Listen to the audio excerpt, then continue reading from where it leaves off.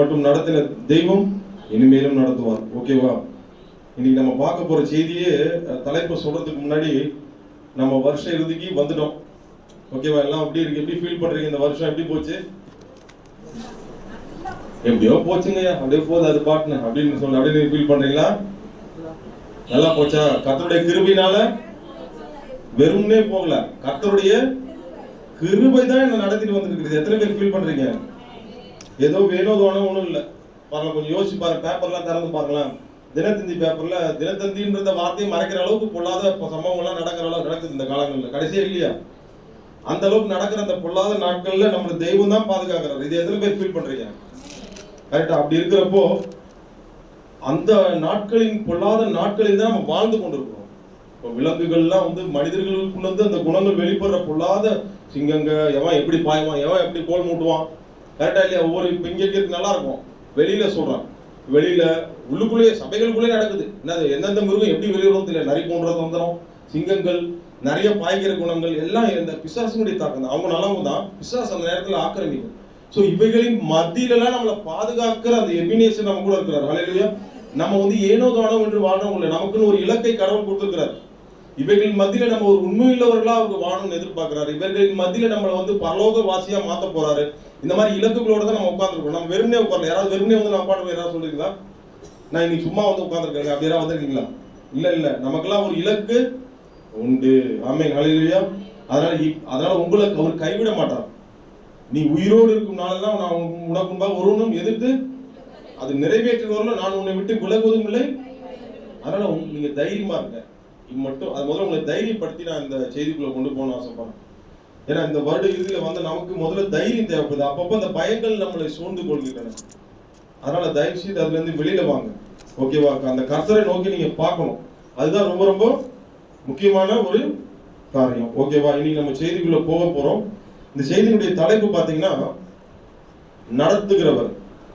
ஆனா தலைப்பு எப்படி வருதுன்னா, நடத்துகிறவர் யாருன்றதுலாம் நமக்கு தெரியும். நடத்துகிறவர், ஆனா நடத்துதலுக்கு நாம ஒப்பு கொடுக்குறோமா?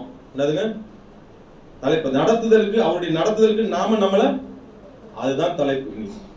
நடத்துகிறவர் இயேசு கிறிஸ்து. நீங்க எனக்கு பாடம் எடுத்துக்கூடிய நடத்துகிறவர் யார்? அது இயேசு கிறிஸ்து. நல்ல மேய்ப்பர் அப்படிலாம் பாட்டுலாம் சூப்பரா போடும். கிறிஸ்துமஸ் வர வருது, சூப்பரா நிறைய பாட்டுலாம் நம்ம ரெடி பண்ணி வச்சிருப்போம். எங்களை நடத்துகிறவர் இயேசுன்னு எங்களுக்கு நல்லா தெரியும், எல்லாருக்குமே தெரியும்.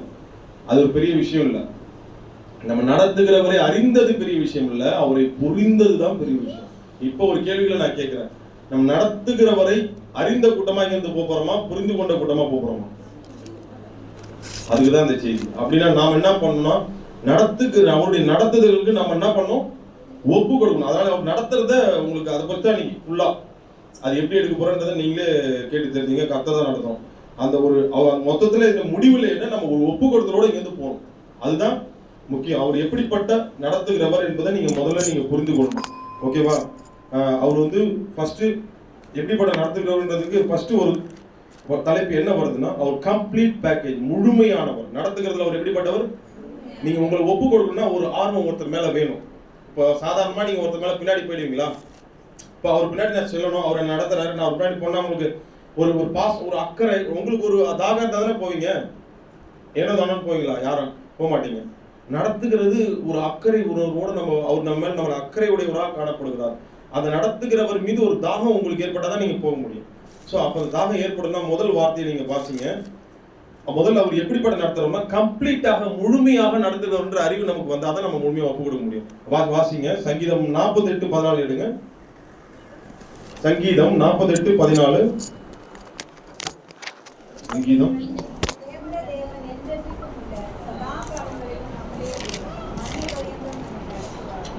ஆமென். இப்ப சொன்ன அந்த வார்த்தை, அவர் எப்படிப்பட்ட நடத்துகிறவர் அறிவு நமக்கு கொடுக்குறது. அவர் இது எத்தனை வாட்டி கேட்டாலும் சரி, ஆனால் நம்ம இந்த அறிவில் நம்ம இன்னும் முழுமையான இந்த அறிவில் நம்ம வர முடியல. ஏன்னா நம்ம அவர் நடத்துதல் ஏதோ ஒரு குறைவு இருக்குன்னு நம்ம அநேக வேலைகளை நினைச்சு நம்ம ஃபீல் பண்ணி அவர் திட்டுறோமா? இன்னைக்கு மாத்திக்கணும். நம்ம நடத்துகிறவர் எப்படிப்பட்ட நடத்துகிறவர்? மரண பரியந்தம். இந்த பாதியில விட்டுட்டு போற ஆள் நம்ம தெய்வம். பாதியில விட்டுட்டு போறவங்க லிஸ்ட் எடுக்க சொன்னா நீங்க எனக்கு எடுத்து கொடுப்பீங்க. சொந்தக்காரன், நண்பன், ஆமா இவன் பாதியில எல்லாருமே நம்மளை விட்டு நேசிக்கிறவங்க கூட நம்மளை பாதியில விட்டுட்டு சூழ்நிலைகள் விட்டுட்டு போயிடலாம். ஒரு மரணம் கூட அவங்களை பிரிச்சிடலாம். அதெல்லாம் கூட விட்டோம். ஆனா நம்ம தெய்வம் எப்படிப்பட்டவர் இந்த வசனம் தெளிவுபடுத்துகிறது. இந்த தேவன் என்றென்றைக்கும் உள்ள சதா காலங்களிலும் நம்முடைய தேவன் மரண பரியந்தம் நடத்துவார். ஆமென், ஹல்லேலூயா. வியாதி என்று உன்னை விட்டு விலகாதவர், தொட்டு அணைப்பவர். இது எத்தனை பேர் ஃபீல் பண்றீங்க? வியாதியை, பாவத்தை உன்னை விட்டு விலக்குபவர், பரிசுத்தராய் உன்னுடன் இருப்பவர். இது எத்தனை பேர் ஃபீல் பண்றீங்க? ரொம்ப நல்லா இருக்கு. சொல்லும் பொழுதே பாருங்க, அந்த வார்த்தையை உணர்ந்து சொல்லுங்களேன். வியாதியை நம்மை விட்டு விலக்குபவர், நம்மை தொட்டு அணைப்பவர். உன்னுடைய வியாதியை விட்டுட்டு ஓடுறவங்கள, வியாதி வந்துச்சு ஐயோ புடிச்சுக்குமோன்னு போறது இல்ல, தொட்டு அணைப்பவர். பாவத்தையும் சாபத்தையும் வியாதியும் உன்னை விட்டு விலக்குபவர், பரிசுத்தராய் உன்னுடன் இருப்பவர், பரலோகம் உன்னை சேர்ப்பவர். அல்லேலூயா. எத்தனை பாருங்க, இப்படிப்பட்ட தெய்வமாக மரண பரியந்தம் நம்மை நடத்துகிற ஒரு தெய்வமாக நம்ம காணப்படுற அந்த கிறிஸ்துவ நம்ம ஒரு அக்கறையோடு நாம அவர் பின்னாடி போகணும். அவர் முதல்ல எப்படி நடத்துறாருன்ற அறிவு நமக்கு வேணும். ஓகேவா? நம்ம இந்த கடந்த 11-12 மாதங்கள்ல அவர் எந்த அளவுக்கு அவர் நம்ம கூப்பிட்டுருக்கோம், நம்ம நடத்துறதுக்கு நாம அவர் எந்த அளவுக்கு கால் பண்ணியிருக்கோம். நமக்கு ஒரு போன் நம்பர் தான் கடவுள் அப்பப்போ கொடுத்து வச்சிருக்கிறாரு. எரேமியா 33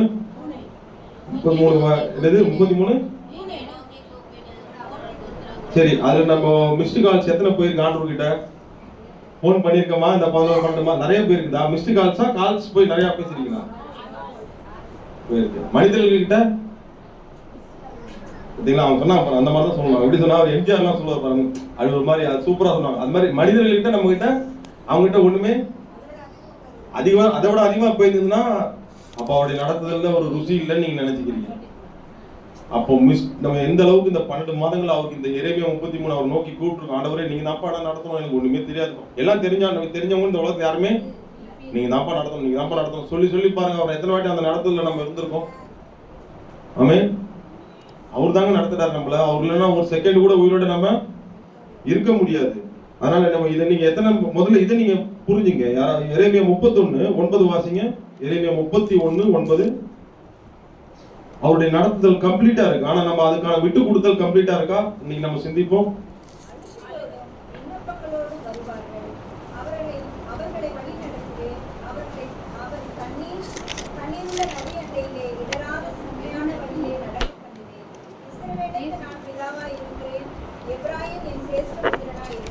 செம்மையான பாதையில் நடத்துவாருங்க, அழுகையோட விண்ணப்பம். ஆனா நாம அவரோட அழுகையை விண்ணப்பத்தோட மனிதர்களை நோக்கி போனோமா? யாரை நோக்கி போனோம்? அவர் உங்களை செம்மையா நடத்துறதுக்கு ரெடியா தான் இருக்கிறாரு, மரண பரியந்தம் நடத்துறதுக்கு ரெடியா தான் இருக்கிறாரு. ஆனால் நாம் அவரை நோக்கி போனோமா? சொந்தம் பந்தம் இவங்களை பார்த்து ஓடி போனோமா? இவங்க கிட்டலாம் போனீங்கன்னா உங்களுக்கு சொல்யூஷன், ஒரு ஆறுதல் கிடைக்கலாம். ஆனா உங்களுக்கு நிம்மதி கிடைக்கும். நிம்மதி முழுமையா அவங்களுக்கு கொடுப்பாங்களா? அவங்க சொல்லுகிற வார்த்தைகளை எல்லாருமே உங்களுக்கு ஆறுதலா இருக்கும்னு சொல்ல எதிர்பார்க்காதீங்க. ஏதாவது ஒரு வார்த்தை கடுகு தாளிக்கிற மாதிரி என்ன பண்ணுவாங்க, போட்டுருவாங்க. வேதனை உங்களுக்கு இன்னும் கொஞ்சம் அதிகமாக கூட பேசுறதுக்கு வாய்ப்பு இருக்கு. ஆனா கர்த்தர் உங்களுக்கு மரண பரியந்தம் உங்களை நடத்துகிற அந்த தெய்வத்தை நீங்க உணர்றீங்களா? முழுமையா நடத்துறாருன்றதை புரிஞ்சுக்கிறீங்களா? அவரால் உங்களை நடத்த முடியாத சூழ்நிலை ஏதாவது இருக்கா? எல்லாம் சிஸ்டரோட சாட்சியெல்லாம் சொன்னாங்க. எவ்வளவு வேதனைகள் அனுபவிக்கும் போது கர்த்தர் தான் அவங்க நடத்துறாங்க. இரவின் பயங்கரம். கொஞ்சம் யோசிச்சு பாருங்க. ஒரு ஊழியக்காரர்கிட்ட நீங்க எத்தனை நாளைக்கு நீங்க கனெக்ட் பண்ணி ஊழியக்காரர் மேல ஒரு விக்கிரகமா சில பேர் வச்சிருப்பாங்க. எல்லா நேரங்களையும் ஊழியக்காரர் போன் பண்ணி இது நடக்குது. அவங்களும் ஒரு மனிதர்கள் தான். அவங்களையும் சேர்த்து நடத்துறது யாரு? கர்த்தர். நல்லா புரிஞ்சுக்கணும். யாரை நம்ம எடுத்துக்கணும்? நல்ல மேய்ப்பர் அவர் தான் நமக்கு. அப்ப இவங்க மேல இது இல்லை, இவங்க மூலமா நடத்துற அந்த வார்த்தைகள் உள்வாங்கிக்கணும். ஆனா இவங்களுக்கு நம்ம ரெஸ்பெக்ட் கொடுக்கணும். ஆனா யாருக்கு மகிமையை கொடுக்கணும்? இவங்களுக்கு மதிப்பு இருக்கணும், மரியாதை இருக்கணும். ஆனா சில இவங்க நடத்துதலுக்குள்ளே இவங்க நமக்கு மேய்ப்பரா வச்சிருக்கிறாரு. ஆனா பின்னாடி நடத்துறது யாரு? இங்க நின்று யார் பேசணும்? தெய்வம் தான் நடத்துறாரு, இயேசு கிறிஸ்து. அவருக்கே மகிமை உண்டாகட்டும். அவன் கரங்கத்திட்ட நான் தான் மேம்படுத்தலாமா? அதனால மரண பரியந்தம் நடத்துகிறவர் அவர். அதனால யார் சொன்னாலும் நீங்க கேளுங்க. உங்களோட பேசுறாரு. இன்னைக்கு பேசுறாருன்னா நீங்க ஏதோ கவலைகள், மனக்கவலைகளோட வந்திருக்கீங்க. பாதியில என்ன விட்டுட்டு போயிடுவாங்களோ, ஐயோ குடும்பம் இப்படி போதே, அப்படி போதே, இப்படி போதே, ஐயோ ஏதோ பாதியில கண்டுட்டு போற மாதிரி ஃபீல் பண்ணாதீங்க. அவர் மரண பரியந்தம் உங்களை நடத்துவார். அல்லேலூயா. வியாதி பிரிச்சிருமோ குடும்ப பிள்ளைகளை பயப்படாதீங்க. வியாதி, கண்ணீர் எல்லாவற்றும் அவர் மீட்டெடுக்க வல்லவராக இருக்கிறார். மரண பரியந்தம் உங்களை நடத்துகிறார். பாருங்க, அவருடைய அக்கறையான நடத்துதல உங்களுக்கு காட்டுறேன் பாருங்க. அதை புரிந்து கொண்ட ஒரு நபரை காட்டுறேன். யோபு. நீங்க நல்லா கவனிக்கணும். யோபு நான் இது தவறான ஒரு இதுக்காக இந்த எக்ஸாம்பிள் காட்டுவாங்க. யோபு மேல ஒரு இது சொல்லுவாங்க. ஆனா யோபு இதுலயே ஒரு நல்ல ஒரு காரியத்தை நான் உங்களுக்கு காட்டுறேன். யோபு 1:12 எடுங்க. இல்ல சாரி வெரி சாரி, யோபுன்னு சொல்றாங்க, மன்னிச்சிருங்க. யோனா சாரி, இந்த வார்த்தை யோபுன்னே அடிக்கடி. யோனா 1:12 எடுங்க.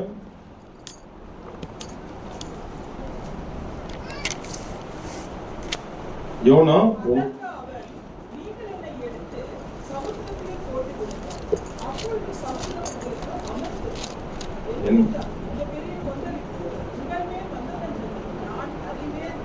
நல்லா கவனிங்க. யோனாவை கர்த்தர் நடத்திட்டு வர்றாரு. என்ன சொன்ன? யோனாவை கர்த்தர் நடத்திட்டு வர்றாரு. எங்க நடத்திட்டு கொண்டு போறாரு சொல்லுங்க, நல்லா கவனிங்க. இது தவறானதுக்கு சொல்லுவாங்க, ஆனா அவர்கிட்ட இருந்து ஒரே ஒரு குட் குவாலிட்டி, நிறைய ஒரு பரிசுத்தம் தான், ஆனா அந்த ஒரு பாதை மாதிரி போயிட்டாரு. ஆனா அந்த குணத்தை தான் நான் பாக்குறேன். யோனா கிட்ட இருந்து அதை கேப்சர் பண்ணிப்போமே. இந்த வருஷம் இறுதியில வந்து நாம பாருங்க, அந்த 12 என்ன போடப்பட்டிருக்கு? நீங்கள் என்னை எடுத்து சமுத்திரத்திலே, அதுக்கு முன்னாடிலாம் நீங்க வாசிச்சீங்கன்னா அது நீங்க யோனாவுடைய பயபக்தியை குறித்து 9ஆம் வசனம் சொல்லுது. யோனா வந்து கர்த்தரிடத்தில் பயபக்தி உள்ளவன் என்றான். நான் வந்து எப்படிப்பட்ட அதெல்லாம் அவருக்கு தெரியும், கர்த்தருடைய நடத்துதல்ல இருக்கிற ஒரு ஆள் தான். ஆனா பாதை மாறி போயிட்டாரு. பாதை மாறி போகும்போது என்ன நடக்குது? அந்த இடத்துல கடல்ல அவர் தன்னை தூக்கி, நீங்க ஒரு விஷயத்தை அங்க நோட் பண்ணீங்க, நீங்க மத்தபடி நெகட்டிவ்ல போக ரொம்ப போகணும் கூட, நான் அந்த ஒரு விஷயத்தை மட்டும் உங்களுக்கு காட்டுறேன். அவருக்கு ஒரு நம்பிக்கை அங்க இருக்குது. நீங்க கவனிச்சீங்களா? என்ன சொன்ன? அதுதான் அக்கறை. நான் மாறிதான் போயிட்டேன், என்ன கடல்ல தூக்கி போடு. யாராவது நீங்க சொல்ல முடியுமா? நீங்க உங்க வந்த ஒவ்வொரு விட ஒரே இருக்கு, எனக்கு திடீர்னு மனசுல டச் ஆச்சு இந்த வசனம். உங்களால என்னையாவது சொல்ல முடியுமா? கடல்ல என்ன தூக்கி போடுங்க, என்ன தெய்வம் நடத்துவாருங்க, என்ன தூக்கிட்டு வந்து எப்படியாவது கரையில போடுவாருங்க, யாராவது சொல்லுவீங்களா? ஆனா யோனா சொன்னாங்க, கரங்களை தட்டி அவன் மேம்படுத்தலாமா? இந்த வருட இறுதியில வந்து நாம அந்த அளவுக்கு உறுதியோட இருப்போமா? சின்ன வியாதி வந்தாலே கடலை தூக்கி போட்ட மாதிரி இப்ப நம்ம புலம்புறோம். கரெக்டா இல்லையா? ஐயோ ஐயோ என்ன காப்பாத்து காட்டவரே, காப்பாத்து காட்டவரே. சின்ன வியாதி வந்தாலே நம்ம புலம்புறோம். ஆனா இவங்க உண்மையிலேயே கடல்ல தன்னை தூக்கி, ஒரே ஒரு நம்பிக்கை இருந்துச்சு, மட்டும் நடத்தின எபினேசர் என்னை கொண்டு போட மாட்டார், என்ன நிச்சயமாக அங்க எடுத்துட்டு கொண்டு போய் சேர்ப்பார். நான் வந்து பாதம் மாறிட்டேன் தான், ஆனால் தூக்கி போட்டா கூட என் தெய்வம் என்ன தூக்கி எடுக்க வல்லவரா இருக்கிறார். ஆமென், அல்லேலூயா. இது நான் எதுக்கு நான் இதை உங்களுக்கு காட்டினா, அவர் எந்த அளவுக்கு பிணைப்போட இருந்தார் நடத்துற. அவர் கர்த்தரிடத்தில் பயபக்தி உள்ளவன், கர்த்தரை நல்லா அறிஞ்சு வச்சிருந்தார். தீர்க்கதரிசினா மத்தவங்களுக்கு தீர்க்கதரிசனம் சொல்றதுக்கு மட்டும் தீர்க்கதரிசி கிடையாது. புரிஞ்சுங்களா? நான் சொல்றது புரியுதா? ஒரு தீர்க்கதரிசினா இந்த காலத்துல மத்தவங்களுக்கு 4 பேருக்கு 4 வார்த்தை சொல்லிட்டு போறது தீர்க்கதரிசனம் இல்ல. கர்த்தரை புரிந்து வைத்துக் கொள்ளணும். கர்த்தர் தன்னை நடத்துகிற தெய்வத்தை புரிந்து வைத்துக் கொள்ளணும். அவர் எப்படி புரிஞ்சு வச்சுக்கிட்டாரு?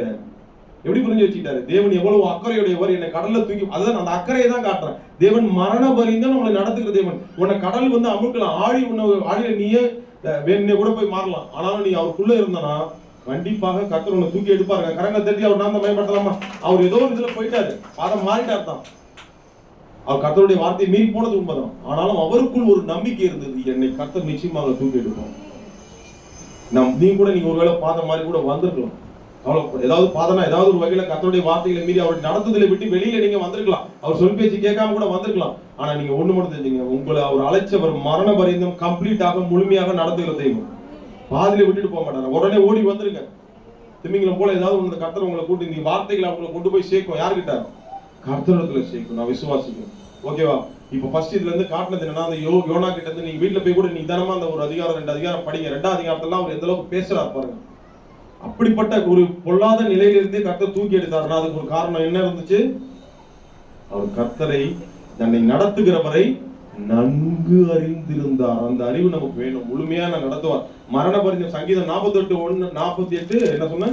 41 தயவு செய்து 48:14 வீட்டுல நைட்லாம் கூட போய் நீங்க அறிக்கை செய்யுங்க. ஏதாவது பயம் வந்துச்சுன்னா கூட, ஏதாவது வந்தா கூட, மரண பரிந்து நீங்க நடத்துறேன்னு சொல்லிருக்கீங்க, எதுவுமே ஒண்ணுமே பண்ணாதுப்பா அப்படின்னு சொல்லி உங்களை விட்டு கொடுங்க. கர்த்தர் பெரிய காரியங்களை செய்வார். ஆமென், ஹல்லேலூயா.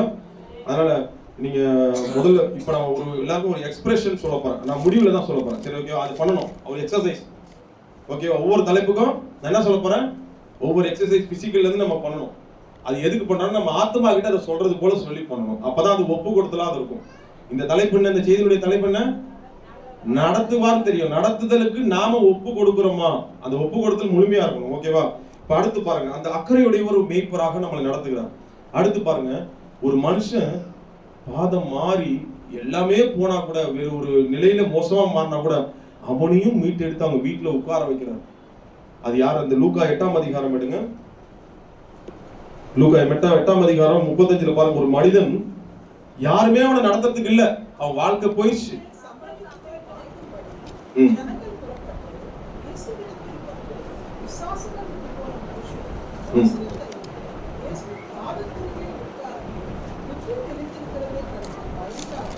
புத்தி தெளிவு. அவர் நடத்துகிற தெய்வம் அவரை பார்த்து அந்த இடத்துல இயேசு அவரை தேடி வந்து அவர் என்ன பண்ண நடத்தி கொண்டு எங்க கொண்டு போறாரு? அவங்க வீட்டுல போய் கொண்டு போய் சேர்க்கிறார். அவன் எப்படி உட்கார்ந்த? இயேசு கிறிஸ்து பக்கத்துல இருக்கும்போது எப்படி இருக்கான்?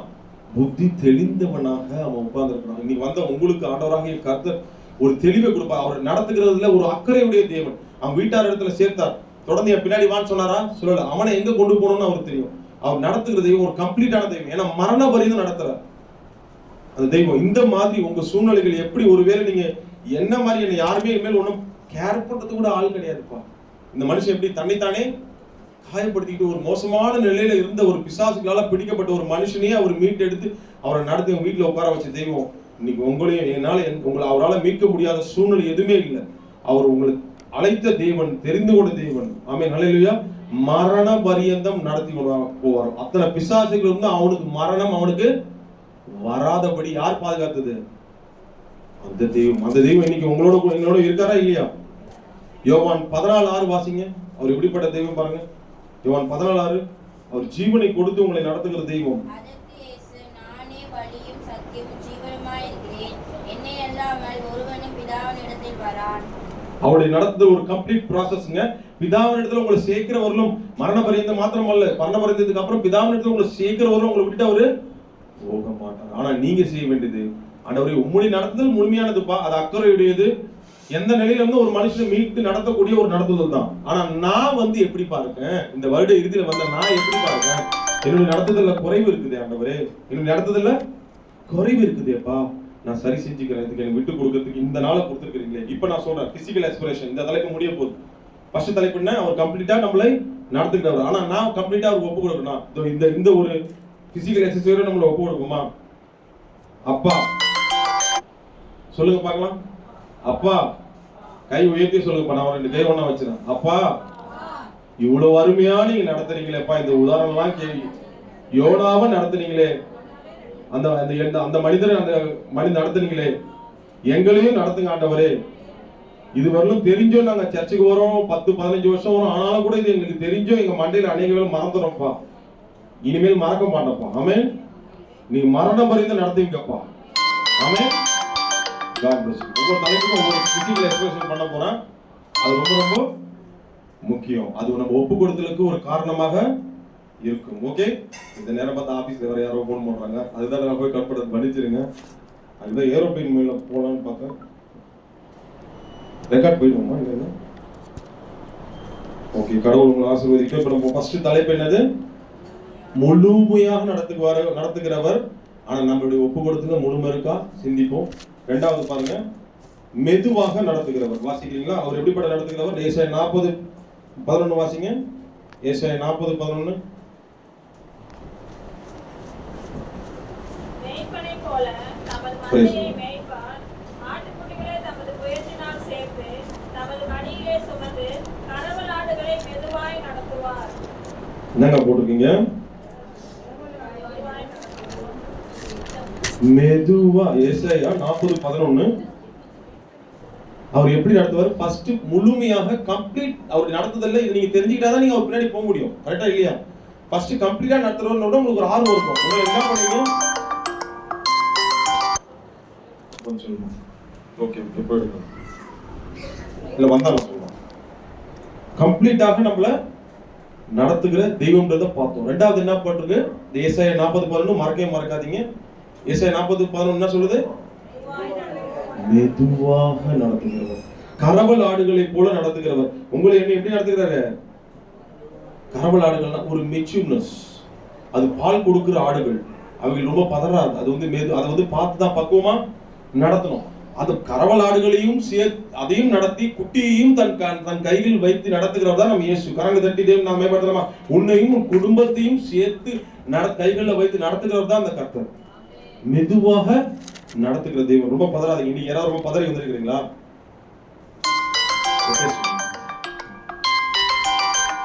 அதனால இங்க யாராவது பதறி வந்திருக்கிறீங்களா? யாராவது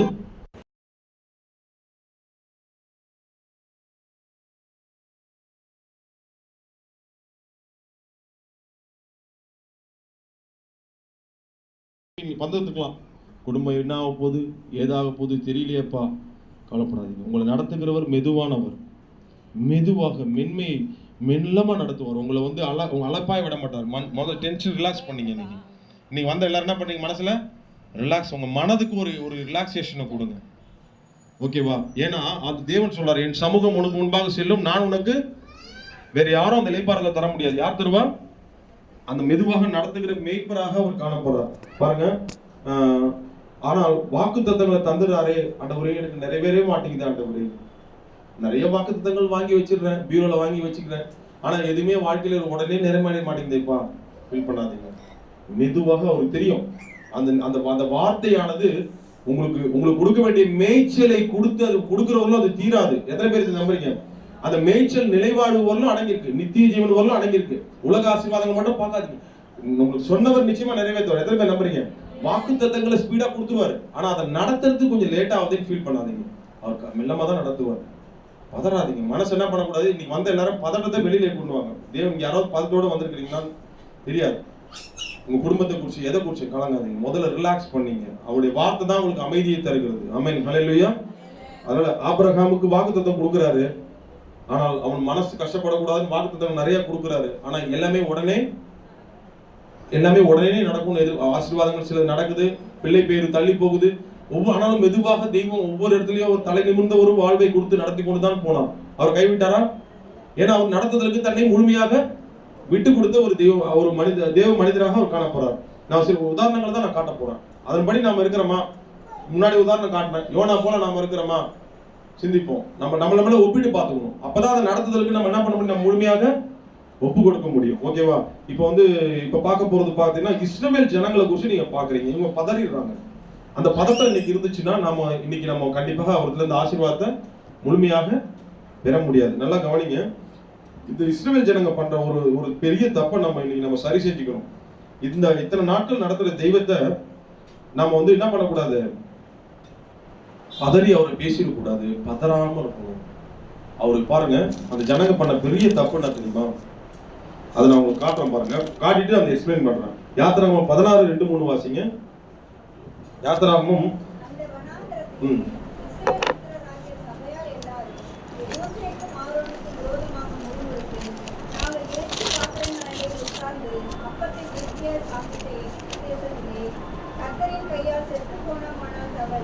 தேவலி. ஆமா ஆமா, பாருங்க.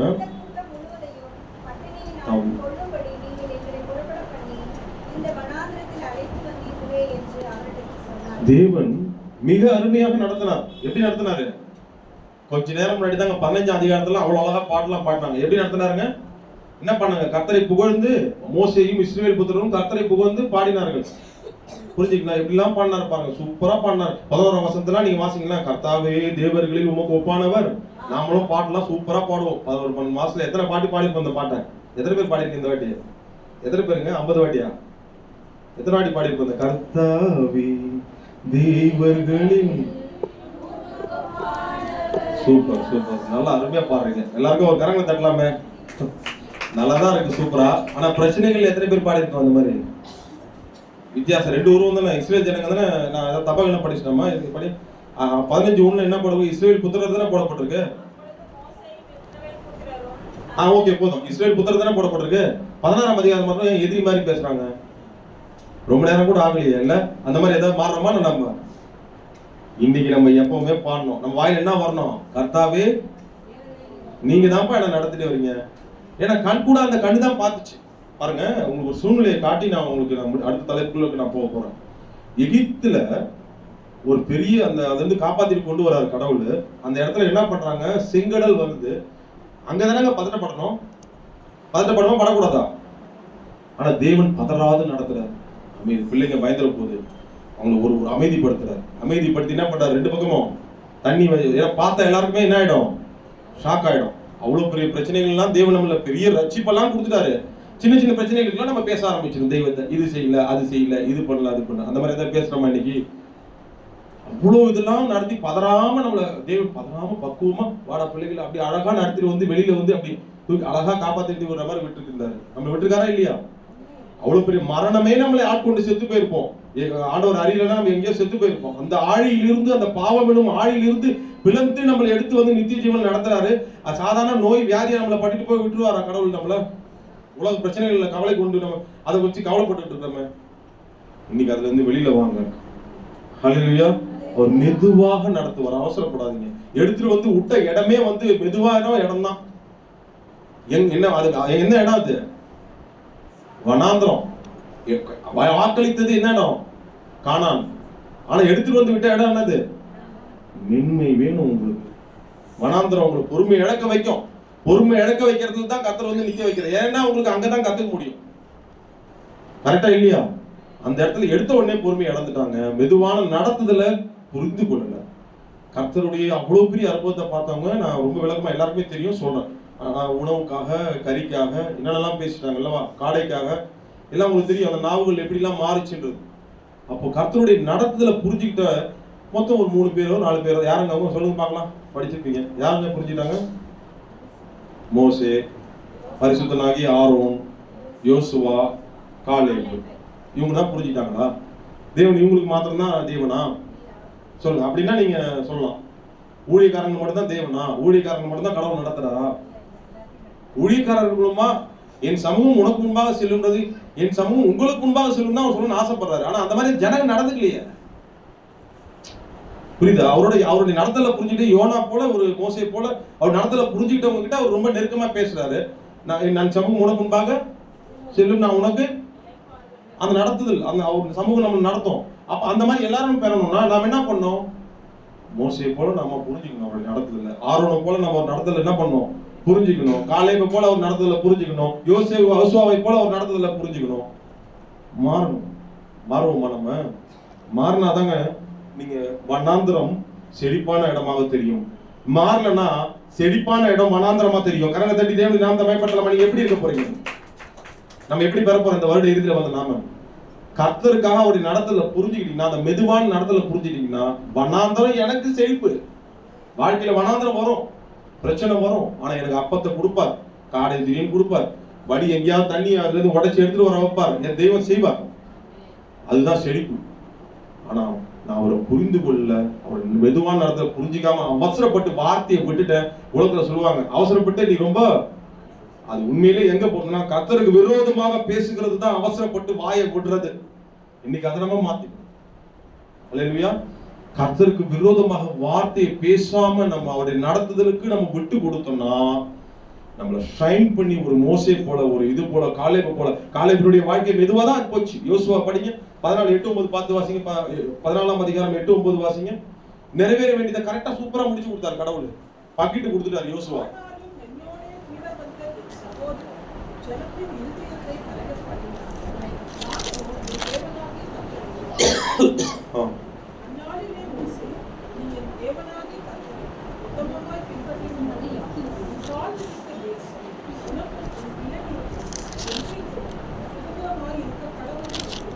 ஆமென்.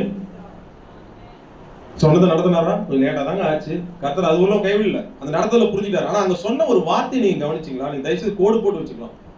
அவர் நடத்துறாரு. ஆனா அவர் எப்படி பின்பற்றி நடந்தாருன்னு போடப்பட்டு கவனிச்சீங்களா? நான் சொன்னது அவர் எப்படி என்ன போட்டிருக்குங்க? நடத்துறாரு. ஆனா நான் எப்படி பின்பற்றேன்? அவரை புலம்பிக்கிட்டே பின்பற்றேன்னா, இந்த வருஷம் இறுதியில வந்து நம்ம புலம்பிக்கிட்டே பின்பற்றோமா? ஜனங்களே தான் நடத்தினாரு. 10-11 நடத்தினார். ஒரு மன விருப்பம் எல்லாம் வேதனையோட நடத்தினார். தான் அடைக்கப்பட்ட ஜனங்களாச்சுன்னு சொல்லி நன்றி மறந்த அந்த கூட்டத்தையும் தெய்வம் நடத்தினார். அந்த மாதிரி என்னையும் வச்சு காண்டவரை நமக்கு விரோதமா புலம்புவேன், நீ செய்யற நன்மைகள்லாம் நான் மறந்து நான் உங்களுக்கு விரோதமாவே பேசுவேன் அப்படின்னு நீங்க சொல்லி நீங்க அப்படி நடத்த போறீங்களா? அப்படி நடத்தப்பட போறீங்களா? இல்ல. நான் உனக்கு முன்பாக உத்தமமா உங்களை பின்பற்றணும்ப்பா. உத்தமமா பின்பற்றணும். நீ செஞ்சாலும் செய்யலனாலும் நான் உங்களை விட்டு நான் உங்களை போக மாட்டேன். நீங்க மெதுவா நடத்துங்கப்பா. பரவாயில்லப்பா, நீங்க மெதுவா நடத்துங்க. நான் நிறைய கத்துக்கணும். நான் ஒண்ணுமே கத்துக்கல. எனக்கு ஞானம் கிடையாது. என் மண்டையில ஞானம் கிடையாது. நிறைய உங்க பாத்துல உட்காந்து கத்துக்கணும். நீங்க நிறைவேற்ற வேண்டியது நிறைவேற்றுங்க. என் வாழ்க்கையில என் பிள்ளைங்களுக்கு என்ன செய்வீங்கன்றது யாருக்கு தெரியும்? உமக்கு தெரியும். மரணத்துல இருந்தே என்ன காப்பாத்துறீங்க. எகிப்துல செங்கடலையே பிளந்து காப்பாத்துறீங்க. இல்லைன்னா போய் சேர்த்துக்க வேண்டியதுதான். ஆனா தெய்வம் அந்த பார்வோன் கிட்டே அழிஞ்சு போயிருப்பேன். ஆனா என்ன காப்பாத்துன தெய்வம் என் குடும்பத்தை எல்லாரையும் காப்பாத்தி நித்திய ஜீவன் சேர்ப்பீங்க ஆண்டவரே. நாம நித்திய ஜீவன் சேர்ப்பீங்க ஆண்டவரே. மரணம் பரிந்து நடத்துங்க ஆண்டவரே. நீங்க என்னை கைவிட மாட்டீங்க ஆண்டவரே. நீ பொறுமையாவே நடத்துங்க ஆண்டவரே. நான் உங்களுடைய சமூகத்துல உங்களை சொல் பேச்சு கேட்டு நான் உட்கார்றேன்ப்பா அப்படி நீங்க சொல்லுவீங்களா? இப்ப நீங்க இந்த அறிக்கையை நீங்க என் கூட சேர்ந்து சொல்ல போறீங்க. ஓகேவா? அப்பா பிதாவே மெதுவா நடத்துங்கப்பா. நான் ரிலாக்ஸ் ஆயிட்டேன். மெதுவா நடத்துங்கப்பா. ஆமென். மறுபடியும் சொல்லாமா? அப்பா பிதாவே நீங்க என்ன மெதுவா நடத்துங்கப்பா. நான் ரிலாக்ஸ் ஆயிடும். ஆமென். இந்த அறிக்கை எதுக்கு நான் சொன்னா, உங்களுக்கு பிசிக்கல் ஆக்டிவிட்டியோட நீங்க எக்ஸ்பிரஷன் நீங்க வெளிப்படுத்தும் பொழுது இது உங்க ஆத்மாக்கிட்ட நீங்க சொல்ற மாதிரி நினைச்சுக்கணும். ஆமென். இப்போ மூணாவது நடத்துதல் பார்க்கலாமா? அந்த ஃபர்ஸ்ட் என்ன சொன்னா, முழுமையாக நடத்துவார், அதுக்கு நம்ம ஒப்பு கொடுக்கிறோம். ரெண்டாவது ஃபர்ஸ்டே முழுமையா நடத்துறான்னு தெரிஞ்சாதான் நம்ம ஒப்பு கொடுக்க முடியும். பாதியில விட்டுட்டு போறவர்னா அவர் பின்னாடி நம்ம போக மாட்டோம். அப்புறமா அவருடைய நடத்துதல்ல கண்டிப்பா மெதுவா மென்மை இருக்கும், பொறுமை இருக்கும். மூணாவது ஒரு நடத்துதல், இதை நீங்க புரிஞ்சுக்கணும். வாசிங்க. மூணாவது நடத்துதல் வந்து சகல சத்தியத்திற்குள்ள நம்ம நடத்துகிறவர். எப்படி நடத்துவாருங்க? ஒரே அந்த வசனம் வந்து சகல சத்தியத்திற்குள்ள யோவான்ல வரும், 14ஆம் அதிகாரமா?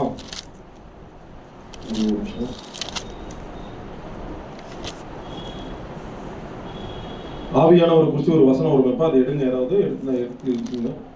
14ஆம் அதிகாரம் எடுங்க. அவர் நம்ம எப்படி நடத்துகிற தெய்வமாக காணப்படுகிறார்னா, சகல சத்தியத்திற்குள்ளும்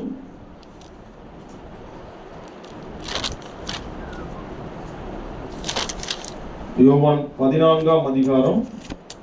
அது எது வருது பாருங்க. எல்லாருக்குமே இது தெரிஞ்ச பகுதி தான் அது. வசனம் எடுத்திருக்கீங்களா யாராவது? ஓகே. யோவான் 15ஆம் அதிகாரத்துல வருதா? 16ஆம் அதிகாரம் எடுங்க. சாரி எழுதுங்க. 8ஆம் வசனமா? சாரி 16 13 வாசிங்க யாராவது எடுத்தவங்க. சத்திய ஆவியாகிய அவர் வரும்போது சகல சத்தியத்திற்குள்ளும் உங்களை நடத்துவார். யாருங்க?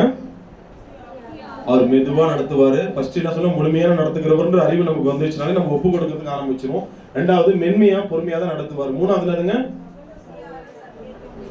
சகல சத்தியத்திற்குள்ளும் அவர் உங்களை நடத்துவார். அவர் நடத்தும் பாதையானது சத்தியத்தின் பாதையா தான் இருக்கும். எத்தனை பேர் ரெடியா இருக்கீங்க ஒப்பு கொடுக்கிறதுக்கு? உங்களை ஆசீர்வதிக்கணும்னு அவர் விருப்பப்படுறாரு. ஆசீர்வதிப்பார், நிச்சயமா ஆசீர்வதிப்பார். எத்தனை பேர் நீங்க விரும்புறீங்க? ஆனா அந்த ஆசீர்வாதம் கூட சத்தியத்தின் பாதையில தான் கிடைக்கும். வேறு ஒரு தவறான பாதையில உங்களுக்கு கிடைக்காது. அதுக்கு ஒரு உதாரணத்தை நான் காட்ட போறேன். ஆபிரகாம், லோத்து எல்லாருமே தெரிஞ்ச விஷயம் தான், புரியுதா? ஆனா அவருடைய நடத்துதல் இருக்கிறவங்களுக்கும் அவருடைய நடத்துதல இருந்து வெளியில போறதுக்கும் நிறைய வித்தியாசம் இருக்கு. தேவன் வந்து எப்படிப்பட்ட, எப்படி நான் உங்களுக்கு காட்ட போறேன்னா, தேவன் எப்படிப்பட்டவர்? ஆபிரகாமின் தேவன், லோத்துவோட தேவன் தான். ஆனா சொல்லும் பொழுது எந்த தேவன் அதிகமா பலமா வருது? எந்த வார்த்தை அதிகமா பலமா இருக்கு? ஏன்? தன்னை முழுமையா ஒப்பு கொடுத்தார்.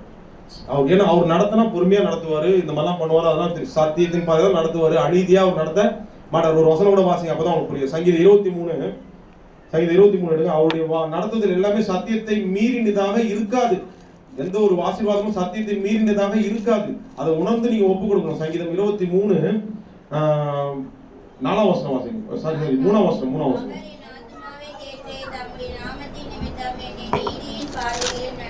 அவருடைய நாமத்தை நிமித்தம் நடத்தினாங்க. அவர் சத்தியபரர், அவர் நீதிபரர். அவர் நீதியின் பாதையில நடத்தவர். உங்களை பாதை மாத்தி வேற ஒரு பாதையில நடத்த மாட்டார்.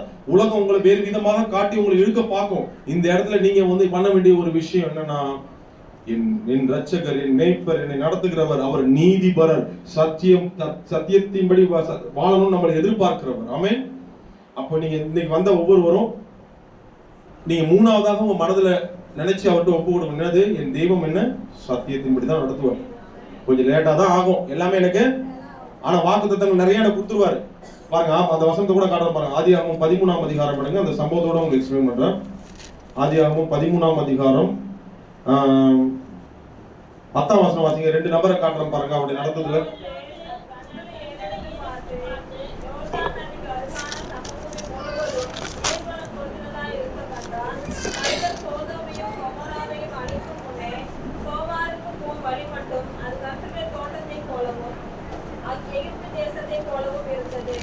அப்பொழுது லோத்து யோர்தானுக்கு அருகான சமபூமி முழுவதையும் தெரிந்து கொண்டு கிழக்கே பிரயாணப்பட்டு போனான். இப்படி அவர்கள் ஒருவரை ஒருவர் விட்டு பிரிந்தார்கள். பிரிஞ்சு போயிட்டாங்களா? பணம் பிரிஞ்சிச்சா? உலக ஆசீர்வாதம் என்ன சத்தியத்தை பாதி விட்டு மாறிச்சா? ஆனா ஆபிரகாம் என்ன பண்ணார் பாருங்க. ஆபிரகாம் கானான் தேசத்தில் குடியிருந்தான். கர்த்தர் சொல்ற பேச்சு கேட்டு அவருடைய நடத்துதல்ல இருக்கிறாரு. வாசிங்க. லோத்து அந்த யோர்தானுக்கு அருகான சமபூமியில் உள்ள பட்டணங்களில் வாசம் ஓகே, இப்ப லோத்து தெரிந்து கொண்ட பாதை எப்படிப்பட்ட பாதையாக காணப்படுகிறது?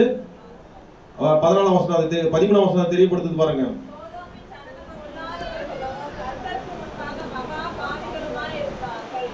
நாங்க எப்படி போட்டிருக்கு, நல்லாதான் இருக்கு, உலகம் இழுக்கதான் செய்யும், ஆனா சத்தியத்தின் பாதை இல்லையே. ஆனா உங்க தேவன் உங்களுக்கு அடக்கி கொடுத்து எப்படிப்பட்டவர் கொடுத்திருக்காரு? சகல உங்களோட இருக்கிற ஆவியானவர். இப்ப நமக்கு ஆவியானவரா நம்ம கூட இருக்கிறாரு. இப்ப நம்ம பேசுற இந்த கர்த்தர்லாம் நம்ம கூட எப்படி இருக்கிறார்? கர்த்தர் எப்படிப்பட்டவரா இருக்காரு? நம்முடன் தேவ ஆவியானவரா கூட இருக்காரு. அவர் எப்படி நடத்துவார் நம்மள? நீ சத்தியத்தின் பாதையை விட்டு மீறி போனா கண்டிப்பா கண்டிக்கதான் செய்வாரு. நீ அதுல நான் நடத்துறதுக்கு அடைக்கல, நீ சகல சத்தியத்திற்குள்ளும் நடத்துறதுதான் உனக்கு ஆசீர்வாதம் நான் கொடுப்பேன். பாருங்க ஆபிரகாம் என்னென்ன ஆசீர்வாதம் கொடுக்குறாரு பாருங்க, வாசிங்க. ஆனா சத்தியத்தின் பாதையில வாழ்வதற்கு தன்னை விட்டு கொடுத்தனால தான் அந்த ஆசீர்வாதம். வாசிங்க.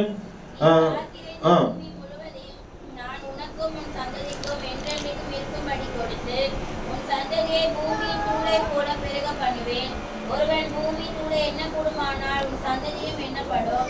நீ எழுந்து தேசத்தின் நீளமும் அகலமும் எம்மட்டும் அம்மட்டும் நடந்து திரி, உனக்கு அதை தருவேன் என்றார். ஆமென், ஹல்லேலூயா. இன்னைக்கு உங்களுக்கு தேவ வாக்குத்தத்தங்கள் நிறைய கொடுக்குறாருங்க, நிறைய கொடுக்குறாரு. ஓகேவா? எத்தனை பேர் வாங்கிருக்கீங்க?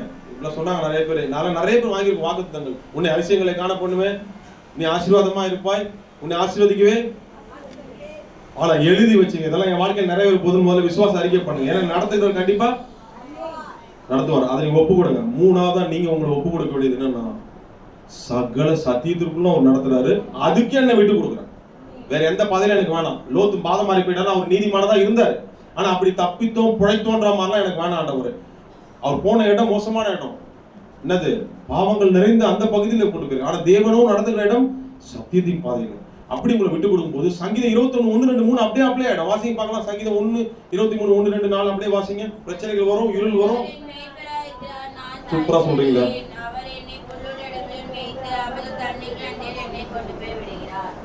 அதெல்லாம் பண்ணிட்டு அவர் சொல்றாரு பாருங்க 3ஆம் வசனத்துல, அதான் அங்கதான் ஹைலைட். என்ன சொல்றாரு?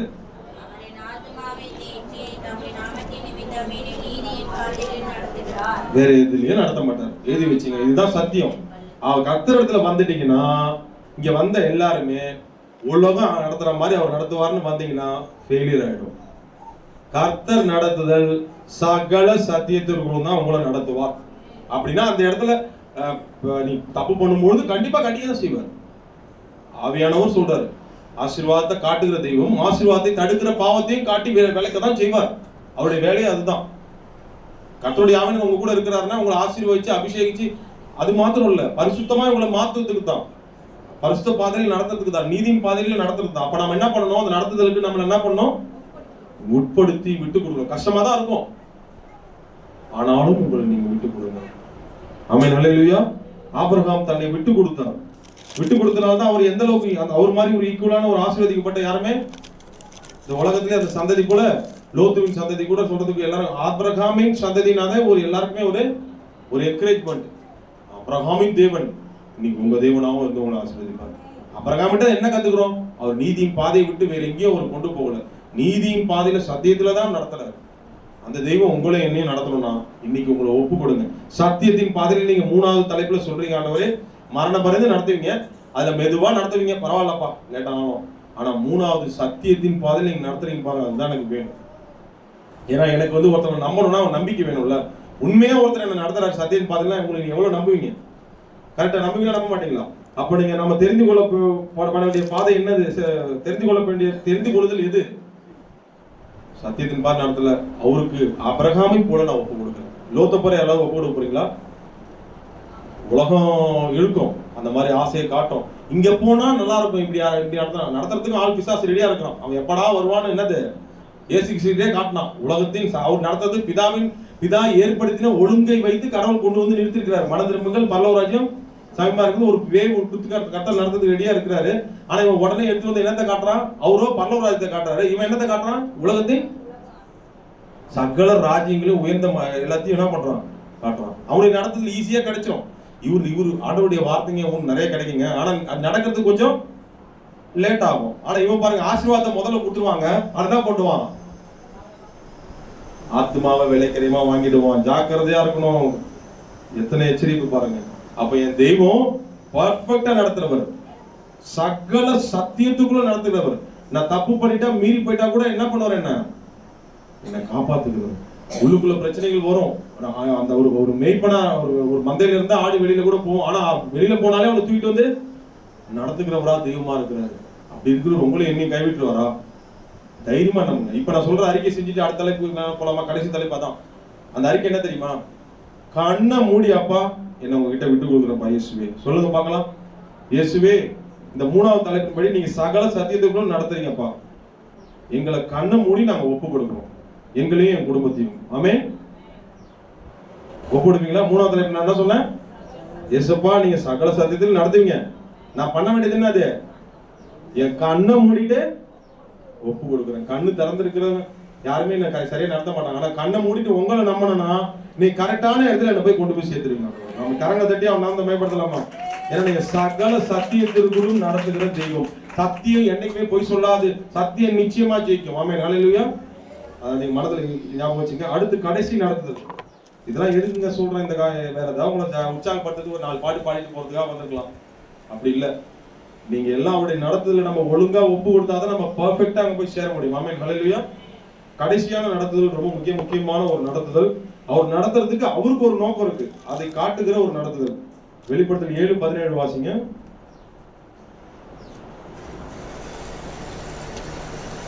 வெளிப்படுத்தல் 7:17.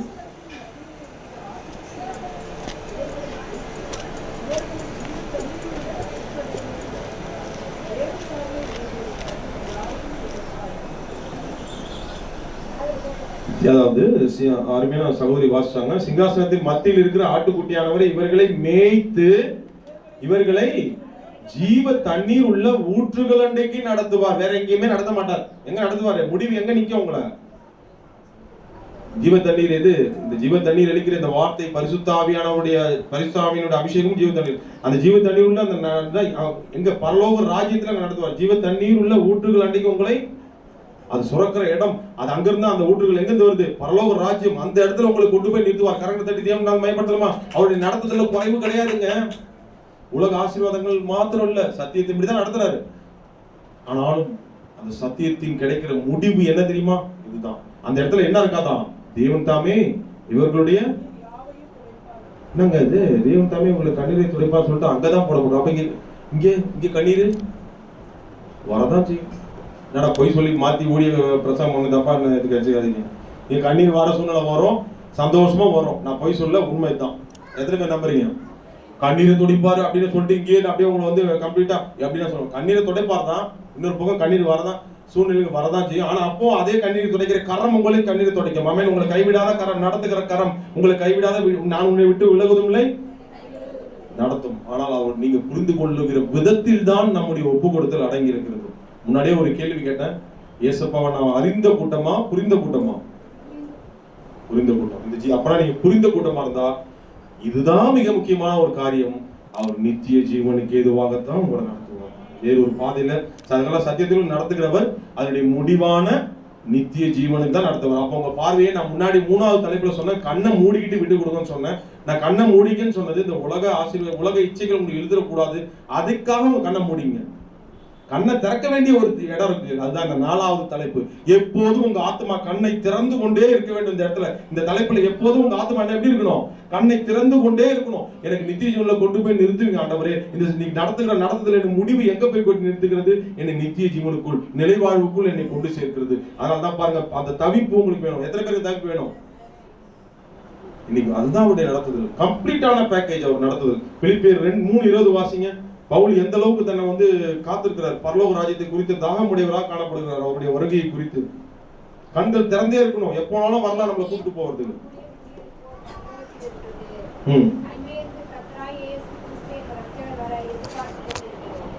எதிர்பார்த்து எத்தனை பேர் எதிர்பார்த்துட்டு இருக்கோம்? அவருடைய நடத்துதல்ல இதை அனுபவிக்கிறோமா? ஒரு கேள்வி. உலக ஆசீர்வாதம் மட்டும் அனுபவிச்சுருக்கா? அது நம்ம கொடுப்பார் தான், இல்லைன்னு சொல்ல. ஆனால் எத்தனை பேர் இதை நம்ம புரிஞ்சுக்கிறோம்? இதெல்லாம் நிறைய பேர் சொன்னா ஒரு பிலிப்பியர் 3:20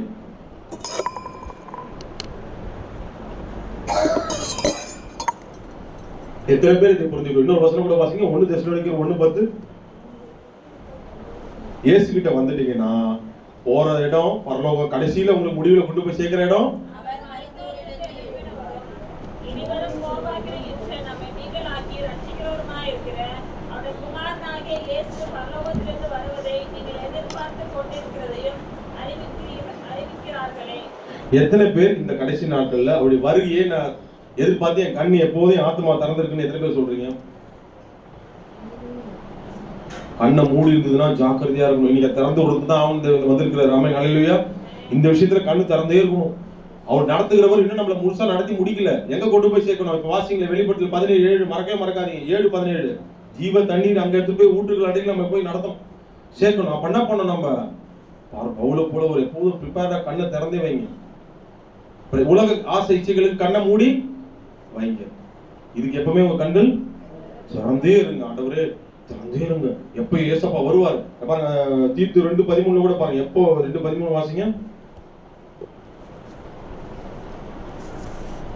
நாம் நம்பியிருக்கிற ஆனந்த பாக்கியத்துக்கும் மகாதேவனும் நம் ரட்சகருமாகிய இயேசுவின் மகிமையின் பிரசன்னமாகுதலுக்கும் ஆமென் பார்த்து கொண்டிருக்கும்படி நமக்கு போதிக்கிறது. வேதம் அதுதான் நமக்கு போதிக்கிறது. ஹல்லேலூயா. அவருடைய வருகைக்கு நம்ம எதிர்பார்த்து இருக்கணும். அதுதான் நமக்கு அந்த சகல சத்தியமும் எதை போதிக்கிறது? உங்களை ஜீவ தண்ணீரான அந்த ஊற்றுகளாண்டைக்கு உங்களை கொண்டு போகணும், பரலோக ராஜ்யத்துக்கு கொண்டு போகணும். அங்கதான் உங்களுக்கு கண்ணீர் பர்மனண்டா துடைக்கப்படும். எப்போதும் சந்தோஷம் இருக்கும். ஹல்லேலூயா. அந்த தெய்வம் நடத்தி கொண்டு வந்து உங்களுக்கு ஆசீர்வாதம் கொடுப்பாரு. அபிரகாமை போல ஆசீர்வதிப்பாரு, வியாதி இந்த குணமாக்குவார், எல்லாம் பண்ணுவாரு. ஆனா முடிவு எங்க கொண்டு போய் விதைப்பாரு? இந்த உலகத்திலே பாதிலே விட்டு போற ஒரு சாதாரண மனிதர் போல அவர் இல்லை. அவர் பரலோக ராஜ்யத்துக்கு நடத்துகிற தெய்வம். அவருடைய பேரே அவர் என்ன சொல்றாரு தானே, நானே வழியும். முன்னாடி வாசிங்க. அந்த ஜீவனுக்குள்ள அவர் நடத்துவார். பயப்படாதீங்க. அதனால நீங்க நான் தைரியமா சொல்லலாம், நான் உள்ளம் திறந்திருக்கோம். நான் கண்ணமூனோட எங்க இருப்பேன்? எத்தனை பேர் சொல்ல முடியும்? அப்ப நம்ம சகல முன்னாடி சொன்ன இந்த காரியங்கள்லாம் ஞாபகம் வச்சுங்க. சகல சத்தியத்துக்குள்ள நடத்தப்படணும். அப்படி நம்ம நடத்தப்படும் போது கண்டிப்பாக நம்ம என்ன பண்ணணும்? கண்ணை மூணாலும் அங்க போயிடும். ஆனா இங்க இருக்கிறவங்களே ஆவிக்குரிய கண் திறந்தே இருக்கும். அது ராஜ்யத்தை குறித்த தாகம் எனக்குள் இருந்து கொண்டே இருக்கும். அப்ப நம்ம என்ன பண்ணோம்?